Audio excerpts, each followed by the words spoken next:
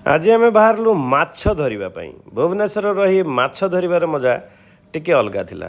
दिनटी आरंभ होला आज जेनाबुओ पाखरु चिकेन आउ आलू पियाज धरी आमे बाहरी पड़लु कलारांग अभिमुखे। कलारांग दे आमे आसी बर्तमान पहुँचलु टांगीबंध गाँव में। आउ डेरी नक आम आरंभ करदेलु चिकेन कषा। चिकेन कषिला भितर आउ सांग माने सीपू बंटी मैंने सब आसी पहुँची जाते बोधे। चिकेन कषा पाखापाखि आमर सरीबा उपरे ता भीतर आसी पहुँची जाते आम सब भाई बंधु मैंने सांगे सांगे आम बाहरी पड़लु पोखरी पाखक।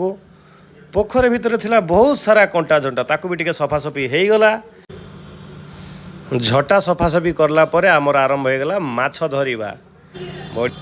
माछ धरिबा सरू सरू पाखापाखि संध्या हो गला। संध्या समय पर आम पुणी जन को डाकिदेलु गोटे भाई की डाकिदेलु से सांगे सांगे सफासफी करी माछ भजा आरंभ हो गला।